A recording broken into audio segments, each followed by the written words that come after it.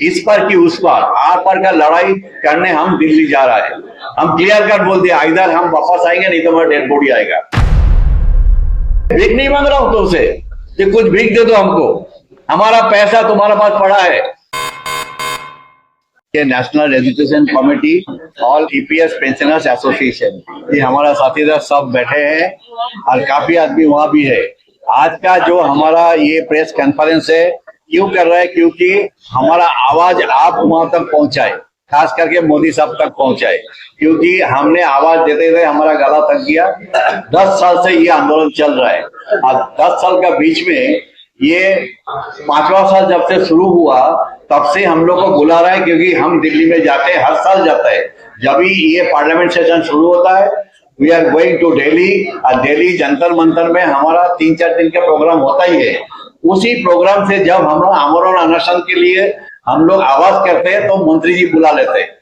ये जो समूह मंत्री है, पहले संतोष गंगवार थे, उन्होंने हमको एश्योरेंस दिया कि आपका काम हो रहा है। इसके बाद डॉक्टर भूपेंद्र सिंह यादव आया, उन्होंने भी एश्योरेंस दिया आपका काम हो रहा है। और इसके बाद अभी मनसुख मांडविया, जो मनसुख मांडविया 2024 में चार्ज लिया, बोलता है हम तो एकदम नया है, आपका केस का थोड़ा स्टडी करने दीजिए, हमको 2 महीना टाइम दीजिए, हम कर देंगे। 2024 का बात कर रहा, जीत के आने के बाद तो आज तक नहीं हुआ। एश्योरेंस हो जाएगा हो जाएगा हो जाएगा।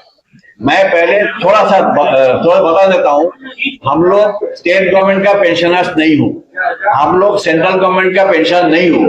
हम लोग ऐसे जगह पे फंस गया, EPS employees pension fund scheme, ये स्कीम ऐसा जो धोखाधड़ी एक स्कीम बना दी हमको। 1994 से हम लोग घुसा और जैसे बोल रहे हैं ऐसे हम लोग कंट्रीब्यूट करने जा रहा है। हमने कभी मांगा नहीं उनसे, हमने बोला हमारा पैसा हमको वापस कर दो, क्योंकि आजकल सरकार ने नाना भाता दे रहे, बहुत अच्छी बात है।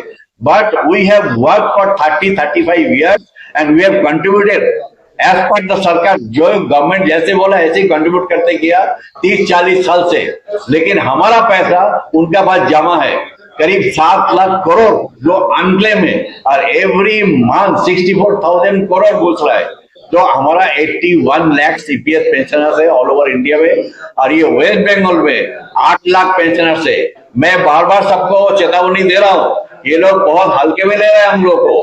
हम जो है ना अभी सब दादा बन गया, दादाजी है, तो हमारा जो नाती पुती है ना वो भी वोट डाला है इस बार। हमारा आपने कितना वोट है देख लो, 8 लाख हमारे ईपीएस पेंशनर्स है, और इसके बाद हम रोड पे उतरेंगे। तो अभी हम लोग को इसलिए बुलाया हमारा आवाज के लिए, इस बार इस पर की उस पर, आर पर का लड़ाई करने हम दिल्ली जा रहा है। हम क्लियर कट बोल दिया, इधर हम वापस आएंगे नहीं तो हमारा डेड बॉडी आएगा। मोदी सरकार का होशियारी दे रहा हो, क्योंकि वहां करीब 1.5 लाख आदमी इकट्ठा होगा ऑल ओवर इंडिया लेवल से। 80 लाख के 1.5 लाख वो इकट्ठा होगा। 9, 10, 11 मार्च हमारा वहां प्रोग्राम है। उस प्रोग्राम के बाद भी अगर हमारा काम नहीं हुआ तो 11 तारीख से हम लोग टिल डेथ हंगर स्ट्राइक में वहीं बैठ जाएंगे। अगर पुलिस का डंडा मारे, वही कुछ भी करे, हमारा पास किसी के पास रिटर्न टिकट नहीं है इस बार, विल नॉट कम बैक।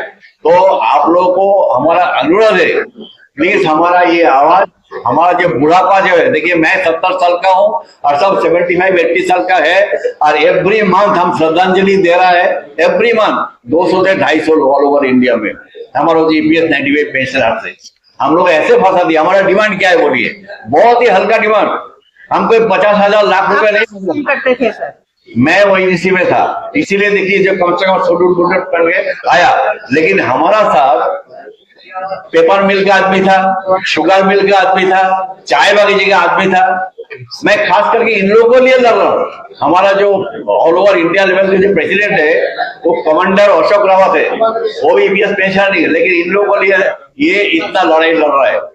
क्योंकि ये जो अभी जो शुगर मिल में था, देखिए मैक्सिमम तो मिल बंद ही हो गया, इन लोगों को पेंशन तक नहीं दे पा रहा है, लेकिन बोलते यू आर ईपीएस पेंशनर।